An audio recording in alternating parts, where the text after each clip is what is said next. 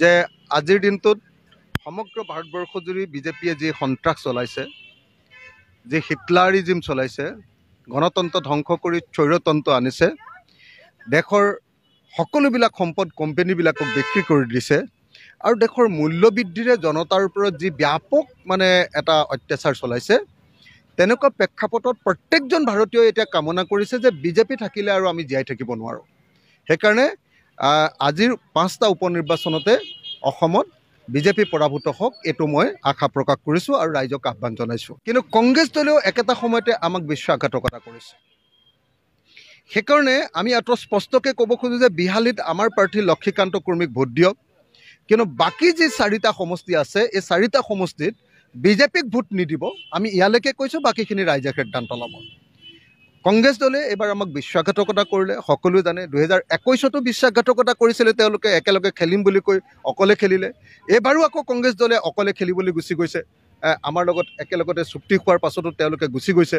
গতিকে কংগ্ৰেছৰ এই বিশ্বাসঘাতকতাৰ কাৰণে এইটো বৰ দুৰ্ভাগ্যজনক ঘটনা। মই ভাবোঁ যে 2026তো যাতে কংগ্ৰেছে এনেকুৱা ধৰণৰ বিশ্বাসঘাতকতা নকৰে আৰু আকৌ যাতে বিজেপি অহাৰ পথটো খুলি নিদিয়ে। বহুতে আমাক কয় যে নহয়, কংগ্ৰেছৰ লগত মিলি থাকিব লাগে, কিন্তু প্ৰতাৰকৰ লগত, বিশ্বাসঘাতকৰ লগত মিলি থকাটো উজু কথা নহয়। কংগ্ৰেছক সেইকাৰণে ৰাইজে ক'ব লাগে যে তোমালোকে প্ৰতাৰণাৰ ৰাজনীতি বাদ দিয়া, তোমালোকে আস্থাৰ ৰাজনীতি কৰা, মানুহক বিশ্বাসত ল'ব পৰা ৰাজনীতি কৰা। কংগ্ৰেছক এই কথাটো কোৱা দৰকাৰ। এইটো আমাৰ ৰাইজৰ দলক বা আমাৰ বিৰোধী অন্য দলবিলাকক কৈ লাভ নাই। আজি চামগুৰি বিধানসভা সমষ্টিত আমি দেখিছোঁ যে বিজেপি চৰকাৰখনে আৰু বিজেপি দলে যি এক সন্ত্ৰাসময় পৰিৱেশ সৃষ্টি কৰিছে, এনেকুৱা ধৰণৰ ঘটনা অসমৰ ইতিহাসত নোহোৱা নোপোজা ঘটনা। ইমান অত্যাচাৰ যে কাৰোবাৰ গাড়ী ভাঙিছে, কাৰোবাৰ ঘৰ ভাঙিছে, কাৰোবাৰ মানুহক মাৰিছে, কোনোবা মানুহ হত্যা হৈ গৈছে, মানুহ মৃত্যু হৈ গৈছে। এনেকুৱা ধৰণৰ নিৰ্যাতন কেতিয়াও সম্ভৱপৰ নহয়। অসমৰ ইতিহাসত প্ৰথম হিমন্ত বিশ্ব শৰ্মা চৰকাৰৰ দিনতেই বিজেপিৰ অত্যাচাৰতে চামগুৰিত ইমান বেছি নিৰ্যাতনৰ ঘটনা সংঘটিত হৈছে। কিন্তু মই এটা কথা ক'বই লাগিব, এই নিৰ্যাতনৰ কিছু আৰম্ভণি অলপ কম পৰিমাণে, ইয়াতকৈ কম পৰিমাণে ৰকিবুল হুছেইন ডাঙৰীয়াই আৰম্ভ কৰিছিলে চামগুৰিত।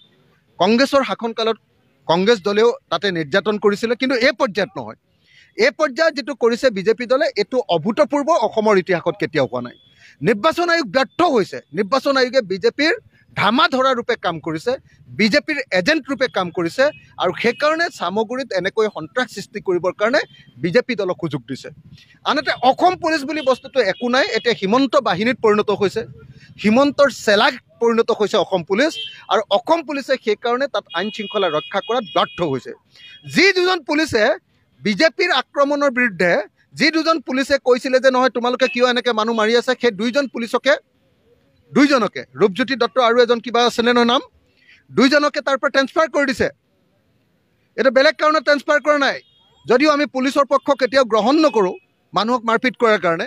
কিন্তু এই ক্ষেত্ৰত দেখা গৈছে যে সেই ৰূপজ্যোতি দত্ত আৰু কোনোবা এজন পুলিচ অফিচাৰে, সেই দুইজনে আচলতে যেতিয়া বিজেপিৰ গুণ্ডাবিলাকে কংগ্ৰেছক মাৰি আছিলে, তাৰ বিৰোধিতা কৰাৰ কাৰণে তেওঁলোকক তাৰ পৰা ট্ৰেন্সফাৰ কৰি দিয়া হৈছে। এইটোৱে প্ৰমাণ কৰিছে যে ইলেকশ্যন কমিশ্যন সম্পূৰ্ণৰূপে বিজেপি দলৰ লগত আছে, আৰু ডিজিপি অসম পুলিচ সামগ্ৰিকভাৱে তেওঁলোকো বিজেপিৰ পক্ষত আছে, আৰু সেইকাৰণে এনেকুৱা ধৰণৰ সামগ্ৰিক ঘটনা সংঘটিত হ'ব পাৰিছে।